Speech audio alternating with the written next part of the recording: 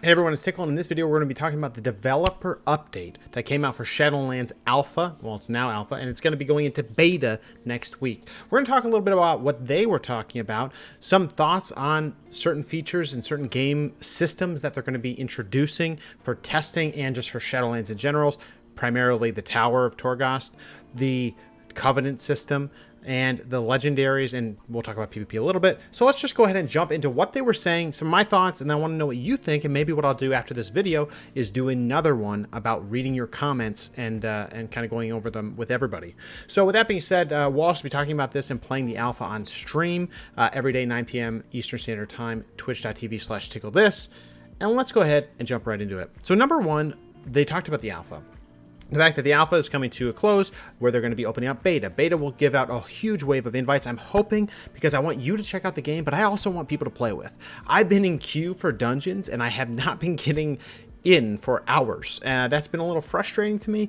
Usually on reset day or when there's a new build, I can get into a dungeon. Otherwise, you can't. So I'm hoping with the fact that there's going to be way more people from the next wave of invites from beta, I'm going to be able to play with a lot of you, and I'm really looking forward to that. One of the things, the first thing they really talked about was the tower. They talked about Tower of Torghast and how they're not going to restrict the number of runs possible. They want to make it able for people to go in and have a good time with friends, mess around with different builds, etc.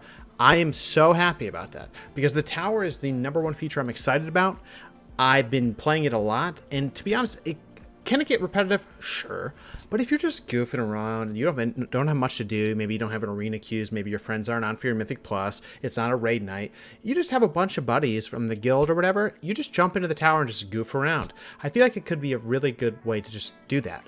Now, the only challenge or the only issue there is I'm a little bit concerned about a few things. Number one, the reward system. I don't know how they're going to make the rewards useful because in BFA, they came out with the islands system, right? That gave you Azerite power. This could give you anima, the anima system.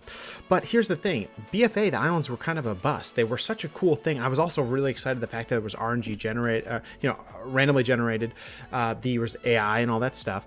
But to be honest, it was kind of a flop. The way the reward system worked was kind of wonky at the beginning. They didn't know what to do, and it kind of worked out to being kind of it's just another chore to do. I really hope Blizzard puts in gear drops or something that allow you to do it other than just farming that repeatable content. Because if I think about it, most repeatable content in the game, other than transmog, mount runs, and Mythic Plus, are often treated as not that great. Ion Expeditions and Visions, the Horrific Visions are two great examples from BFA where you'd think they would be awesome, and the first few times they were great. But as the overall kind of, even the RNG factor of islands, over a long period of time, that polish rubs off, and then it's like, oh, okay. And then it becomes a chore. And I hope that Blizzard can implement a reward system where that is, it's encouraged to play. You're going to be able to get some stuff, and even with transmog items or mounts being able to be received in in islands, still no one's doing them. So, I mean, there are some farmers out there, don't get me wrong, and I still need to get some of those mounts before the X-Pac's over, but still.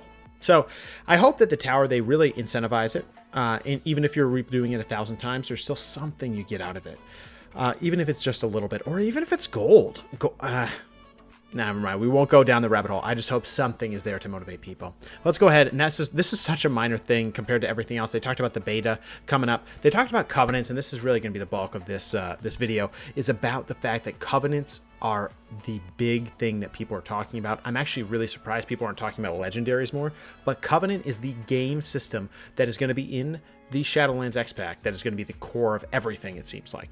And part of the reason that people are up in arms about it is because you have to pick one. And when you pick one, it kind of sends you into that realm, Kyrian, Venthyr, Necrolords, and Night Fae. You get certain abilities, and those abilities so far don't really seem game-breaking to me, so I'm like not that worried about that. What I'm more worried about is the fact that you're going to be able to do the things that they talk about, the soul binding and the progression, and you won't be able to switch between the different ones too easily. The reason that makes me sad is that I want my one main character to be able to do all 4 of the storylines in this X-Pac for all of these covenants. I don't want to just do one.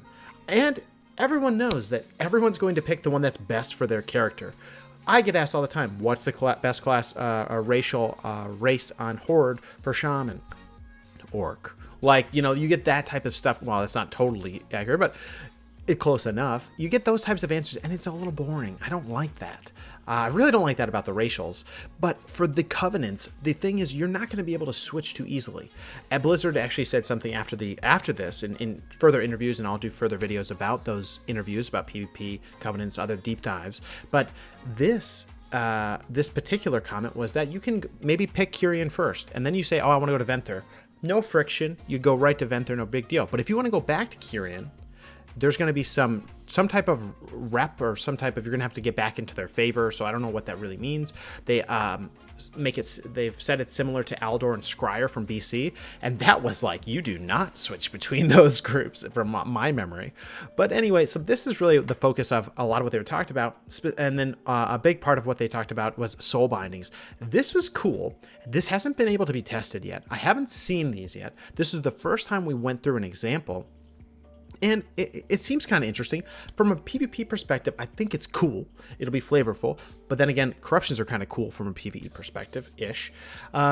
But from a PvP side, I'm concerned, again, for the min-maxers, and the fact that these are going to add a lot of very small passive effects that you're going to have to be paying attention to all the time. So beyond your character, beyond your now class-specific skills, your spec-specific skills, now you're going to have all these other abilities, and this reminds me of Azerite powers, and I get a little bit of sadness. I'm a little, not sadness, but I'm worried. If they make it so you have to know all these minutiae about this certain soul binding tree, you have to progress through it, and then you have to play around that. I don't know. I'm a little concerned from a PvP side. So I do almost hope that they don't allow this in PvP, but I don't think Blizzard's going to do that. But anyway, so because even these might be even relatively small effects. Like, for example, this says the first enemy you damage in combat is marked as your adversary. You deal 4% more damage to them, and you deal 2%, and they deal 2% less damage to you. So that's one of the, you know, what looks to be 1 tier, 2, 3, 4 abilities or 4 passives. This is a passive that you're going to be getting from these soul binding trees, and as you can see, you can pick one of 3. It seems I think it'll be I think I heard that it'll be easy to switch between these, but again, put down in the comments if you know otherwise. But you have to basically choose. So you're going to choose one of these, you get this. One of these, you get this. And this will clearly have an optimal, you know, setup for your class for damage or healing or tanking, etc. You would think, and if you can change seamlessly between these, it could be cool if you have a PvP oriented one, a defensive oriented one, a defensive. It could be kind of cool, but here's the thing. One of the complaints I have about BFA is that before every arena match or every battleground, you are rapidly changing your spec, you're changing your essences, you're changing this, that, and it's okay, but it's in so many places. Like, is this something that's going to be able to be changed at an inn? I don't know. Probably not. Is this something that's going to be changing before a battleground every time? I would guess probably not. And but maybe it is. I don't know. But that's one thing that in BFA that was a challenge for me. It was friction. It was like, oh, make sure everything is right for my essences. My Azerite traits are set. My trinkets are set. My spec is set. My PvP, PvE talents. There's a lot. That's not the way it used to be. Not that it used to be. You know, not that history is always better, but it's just a lot of friction. Now these are conduit slots. These are things that are going to be like similar to what was in Legion, the 3 artifacts that would go into your Legion weapon. I don't know if they're actually called artifacts, I forget. But you would basically, they're spec specific, you're going to put them in, and that's going to augment yourself. I'm actually excited about this. I think that it would be great to see blanket ones, though, like general ones, like increases armor by 1,000. Like, I don't know, just something like that. Like, I might go with the tankier ones in PvP. I might go with the tankier ones in Mythic Plus if I need that. I hope that is not just damage. I hope damage is there, I guess, but I hope it's a little bit more interesting, a little bit more like core stats, like agility or armor or things that aren't just pure damage or passives, that type of stuff. But these will be class and spec specific. So I'm interested. I don't know what those would be. I haven't seen those yet. If you have, put them down in the comments. Would love to share those with everybody else. But that's that. It looks like you can get 1, 2, 3, 4 you'll be able to have, and there's symbols below them. I don't know what that indicates. I don't know if you get a bonus if you do like a defensive one here versus a, you know, utility one here versus I don't know if those are significant or not, but I think it's cool. It's interesting. It reminds me of Azerite weapons. artifact weapons, sorry. But it's a little nerve-wracking. You know, how this will be able to be switched depending on the type of content you're doing concerns me a little bit. But this definitely goes down you're going to be joining a covenant. That's going to be your family. That's going to be your home. They also added in a progression system for the covenant. I'm actually very interested in this for two reasons. One, it looks like you're getting more flavorful benefits, and I like that. They won't just be gear, stats, whatever. It's going to be things like you're going to get a follower, or you're going to it would be cool if you got a mount. It would be cool if you got a pet. I think those types of flavorful things would be really nice. I wasn't expecting this. It's kind of interesting. This is almost like it's kind of weird, right? Because we have always had reputation. Reputation with a faction would unlock some potential to buy benefits or what have you, or recipes. This is a different system, and I don't know what these levels unlock, but it seems to be significant. When you hit these milestones, you're unlocking things like this is a follower for your auto battler, which we'll get into. But like, what else is there? We don't know yet. We'll have to wait to see. But I like that there is some type of progression, and they did mention there's a catch-up mechanic right away, which is pretty thoughtful. Now, again, if you switch factions, you're gonna have to progress through this, right? And we don't really know the rewards, so we don't know how power gating that will be for your character, but we'll have to see. Next, upgrading your sanctum. So it seems like there's going to be a place for every covenant in that zone, probably, where you're going to be dumping that anima that you're gathering out there in the world to set things right in the Shadowlands, which is cool. It looks like there's 3 different currencies here. That looks like anima, and it looks like there's these other currencies. We don't know. I don't know what those are. And if you do, put it down in the comments. Maybe I missed that, but it does seem like there's going to be certain almost, these kind of reminds me of the garrison. I'm personally a big fan of the garrison, but these are things maybe that you're able to buff up in your zone, which is almost like your baby garrison, where you're able to augment the world around you. And I think that would be very cool. I would appreciate that. Like, I'm a big fan of the garrison. Clearly garrison was like putting people into their own bubbles back in WoD, right? But maybe this is you're augmenting the zone, and you'll be around everyone in the zone, and you'll be able to interact with these different things. Now, we don't know what these are, right? Anima conductor, right? And we don't know what these do, but I think it could be a cool way for you not only to buff your little area of the zone, but maybe it augments the zone as well, which you are able to see here that you will be able to do. You'll be able to direct anima to certain areas. That certain area will have, you can see, channel the anima to the forest ward, allowing you to fight an enemy champion. That's pretty cool. Maybe that's for a world quest, or maybe that's going to give you a certain something that you need for a quest or what have you. And I also like this because it seems like you're changing the world, you're being invested in the zone, but there could be world PvP, I would imagine. So you have war mode on, you're able to go over here and do this. Is Alliance doing the same thing? This is Horde or Alliance agnostic, right? It could be either one. And we haven't seen that in a hot minute. BFA was, this is our island, this is their island, you know, and it was kind of separated. I'm looking forward to a world where Horde and Alliance are going to be around each other all the time. It's not going to be like predominantly Horde, predominantly Alliance. I think that was a cool test, but I don't know if that worked out so well. You know, most of the Alliance are questing in this area, most of the Horde here. I like the fact that it's all going to be the same. You know, I probably might have said the opposite back in Legion about BFA, but thinking that there would be a lot of conflict. But I think we kind of know now that conflict is forced more than it is organic nowadays, because a lot of people are doing things with the queue system and raids and all this stuff, right? Or dungeons that they don't want to be messing around. So, yeah, so this is that. This is pretty cool. We'll see what this really leads to, or why this is important for your character progression. That's not really clear. The next thing they talked about was the missions. I actually really like the mission table. I still even do it. I like that it can be mobile too. I do think it's kind of cool. You could, you know, keep progressing a little bit or gathering some resources. I liked back in WoD where you would get certain things from doing the table that were a lot easier through the table than other things. So it actually did encourage you to, but they kind of went away from that in Legion and BFA. But I'm glad to hear that they're putting a little bit more effort into this. The interface to me looks very basic, and I don't know. I would almost rather see the 3D characters, but it's probably really hard to do on mobile, and they probably want the experience to be consistent. But I do like the fact that it is not just a number calculation, not just a percentile to complete. It is more thoughtful. It is more power. You're a DPS, you're a tank, you're a healer, and you can have kind of fun you know, with this. Maybe stack some tanks and stuff like that. I don't know. I think this is kind of cool. It's very minimal though, so I won't spend too much time. The other thing about the Covenant Sanctums that they talked about, and I thought this was really cool, and people were kind of saying, I think the reason that they didn't like this was that they're saying, you're focusing so much on this. Wouldn't those resources be better spent doing XYZ? I could understand why you'd think that, but this is the way that it is, and we'll see if we feel that we were let down in other areas. Yeah, I don't know. That's where Blizzards are taking a risk, right? They're basically saying these are going to be flavorful, cool, nifty things, and whenever Blizzard does this type of stuff, it should be pretty, it's going to be robust. So they're going to have spent time to test and build these out. Like they were mentioning Venthyr, the Ember Core. You're going to throw a party, you're going to defend it, you're going to build it up, like all that cool stuff. I actually think that's really cool. Now, I will say there was mini games and that type of stuff in Legion class halls, like at least in the Shaman one, and I played it twice ever. So there has to be something you get from doing this other than just to do it. And that's again the reward system that I think Blizzard maybe needs to look at a little bit more, because I haven't been encouraged to do content in BFA for islands or warfronts in general. Warfronts, it was a transaction. I gave you an hour of my life, and you gave me a RNG 460 piece. That usually wasn't even that great of a trade. That was that was half baked in my opinion.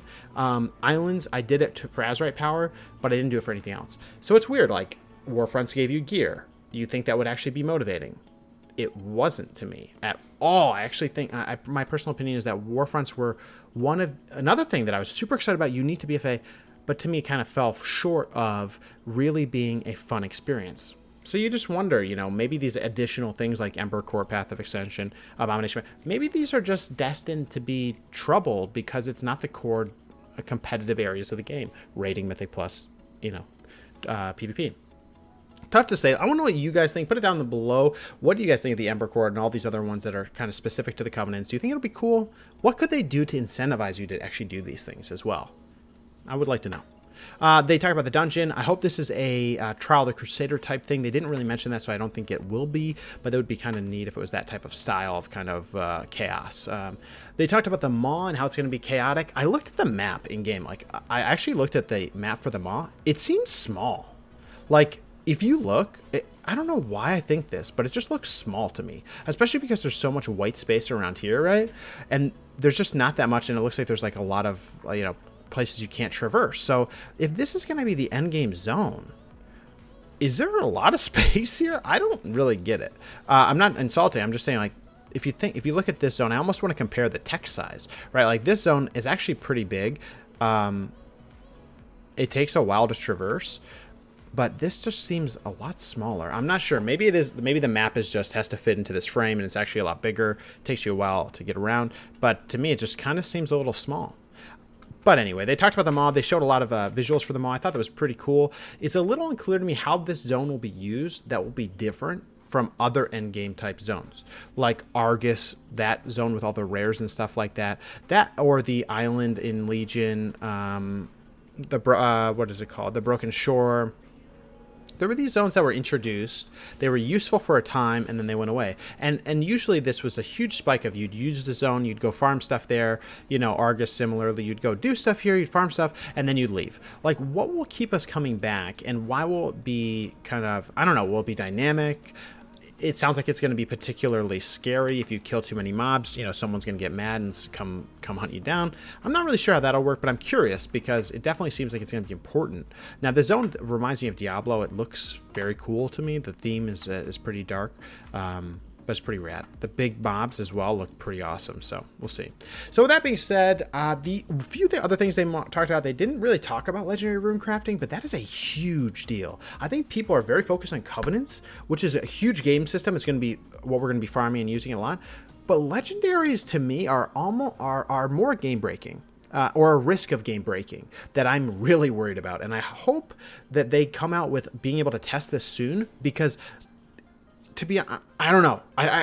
Giving players superpowers on all your pieces of gear through Legendary Rune crafting seems a little risky to me, especially if they're going to be as crazy as they were in Legion, right? So especially if they're going to be PvP enabled. So I'm a little bit worried that we're stacking up some layers again, like we did between Legion and BFA, where we went into BFA, we got Azerite powers, we got Azerite essences, we got corruptions, we have a billion passives, we have a lot of that stuff. I thought, because of the way alpha is right now, a lot of that has been cleaned away, right? Like my gear, it doesn't have Azerite power or traits. It doesn't have essences. I don't have corruption. The trinkets aren't outrageous. If that's it, if we change from this cleanness of gameplay to back to being kind of nutty, like everything has legendary craziness, I'm a little worried that we're just going to become an arcade again. That's my concern. But let me know what you guys are concerned about. Put it down in the comments. The only other thing that, and I'll have a separate video about this, is they talked about focused PvP testing. They'll be doing damage tuning later. I get it. Okay. There was another info session with Ian where he talked about PvP testing. I'll get into another video about that. Won't talk about that here. But yeah, so that's about it. I wanted to make a quick video. I wanted to make it under 10 minutes, but here we are at 20. But that's what I think of the dev update. I'm excited. I'm concerned a little bit about the covenants, and I'm concerned a little bit about the reward system for doing all of this stuff. Like, what are they really going to reward you with? Because BFA got into chore central, and it actually got to a point where it was pretty stressful to keep playing the game. And that's something that Blizzard has a great opportunity to remedy in this new X-Pack. So I'm very excited. The class designs are looking good for some classes. I think there's still some classes that will get touched up, but it's a beautiful freaking game already. I will tell you that, being in the alpha. I can't wait for beta. Can't wait to play with you guys, and we're gonna have a good time. So guys, put down in the comments if you want to know anything else, if you want another perspective, if you want to hear what I think about this or that, or share what you think about the game. Let me know below, and we'll keep it going on stream, guys. Twitch.tv/TiqqleThis, 9 p.m. Eastern Standard Time. Take care, everybody. We'll see you in the next one.